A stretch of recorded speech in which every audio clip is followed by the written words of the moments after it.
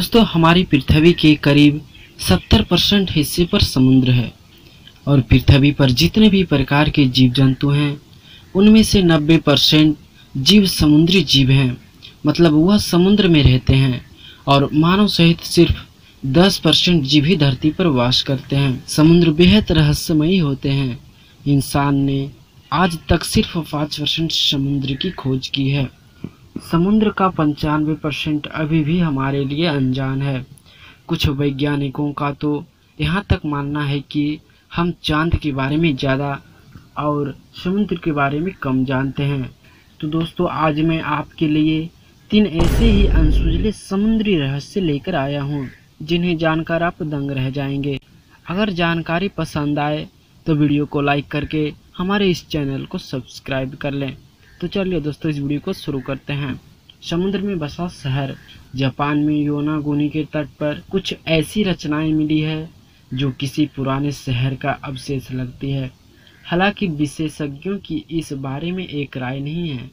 कुछ लोगों का मानना है कि यह कुदरती संरचनाएं हैं और अपने आप बने हैं, जबकि कुछ वैज्ञानिकों ने अनुमान लगाया है कि यह पानी में डूबा शहर है जो कभी समुद्र तट पर बसा हुआ था और हजारों साल पहले यहाँ लोग रहते थे। लेकिन किसी वजह से पानी का स्तर बढ़ने से यह शहर डूब। लेकिन जब इस शहर का बारीकी से अध्ययन किया गया तो कुछ चौंका देने वाले तथ्य सामने आए। यहाँ पर कई जगह पिरामिड और गोल आकृति वाली संरचनाएं हैं, खंभे हैं और अन्य ज्योमेट्रिकल कलाकृतियां भी हैं। यह पिरामिड काफी हद तक वैसे ही दिखाई देते हैं जैसे कि मिस्र के पिरामिड हैं। इसीलिए वैज्ञानिक मानने लगे हैं कि इस शहर को इंसानों के बजाय किसी अन्य सभ्य ने बनाया है। हो सकता है कि वह सभ्य एलियन की हो और यह एलियन पानी में रहते हो और पानी में ही सांस ले पाते हो। हमारे ग्रह के मछलियों की तरह इसी शहर से कुछ 100 किलोमीटर की दूरी पर दक्षिणी जापान में आज भी इस समुद्र में कुछ ऐसी अनोखी आकृतियां मिलती हैं कि मानो जैसे यहाँ पर कोई यूएफओ लैंड हुआ हो। हालांकि कुछ वैज्ञानिक कहते हैं कि मेल ऑफर नामक एक मछली है जो कि ऐसी आकृतियां बनाती है, लेकिन ऐसी सटीक आकृतियां बनाना किसी मछली के बूते की बात नहीं लगती।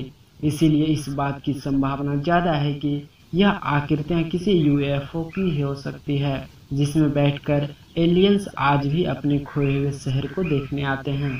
समुद्री दैत्य।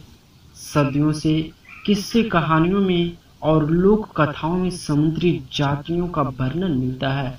बहुत सारे लोग जिन देखने का दावा भी करते हैं। माना जाता है कि यह भारी भरकम और विशालकाय प्राणी समुद्र की गहराई में रहते हैं। यह प्राणी ड्रैगन, सांप या किसी भी तरह के हो सकते हैं। जैसे कि आपको पता ही है कि इंसान ने समुद्र का सिर्फ 5% हिस्सा ही खोजा है। संभव है कि ऐसे दैत्य पानी में बेहद अधिक गहराई में वास करते हैं और उस जगह को पुराणों में पाताललोक कहा गया होगा। समुद्र में मिली खौफनाक मम्मी शरीर की उस अवस्था को कहते हैं जिसमें कुछ खास रसायन और विधि से किसी लाश को सड़ने से बचाकर संरक्षित कर लिया जाता है। इस काम के लिए रसायन के साथ साथ बहुत कम आर्द्रता और अत्यंत ठंडे वातावरण की भी आवश्यकता होती है। आमतौर पर मम्मी पिरामिड में मिलती है और हजारों साल पुरानी होती है।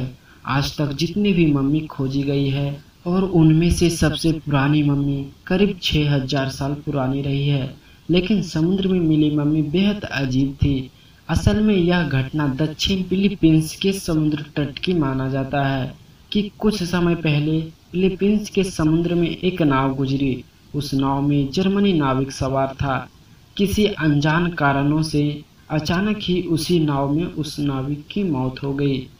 काफी समय बीतने के बाद जब नाव को ढूंढा गया तो वह नाविक मरी हुई अवस्था में बैठा था। वह इस तरह बैठा हुआ था जिसे गंभीरता से किसी बारे में सोच रहा हो। बड़ा आश्चर्य इस बात का था कि उस नाविक की लाश मम्मी बन चुकी थी। जबकि उनकी लाश की जांच हुई तब पता चला कि उस नाविक की मृत्यु सिर्फ 1 सप्ताह पहले ही हुई थी। अब सवाल यह था कि कोई व्यक्ति इतनी जल्दी मम्मी कैसे बन सकता है, क्योंकि एक मृत शरीर को मम्मी में बदलने के लिए बहुत अधिक समय लगता है। विशेषज्ञों का मानना है कि समुद्र में मौजूद नमक के कारण ऐसा हुआ होगा, लेकिन समुद्र में मौत की यह पहली घटना नहीं थी।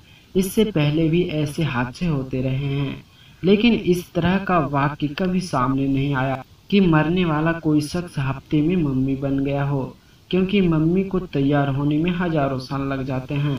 दोस्तों, अगर आपको आज की यह वीडियो पसंद आई हो तो प्लीज़ इस वीडियो को लाइक करके हमारे इस चैनल को सब्सक्राइब जरूर कर लें और इस वीडियो को शेयर करना ना भूलें। तो चलिए दोस्तों, अब हम आपको ऐसे ही अगले वीडियो में मिलते हैं।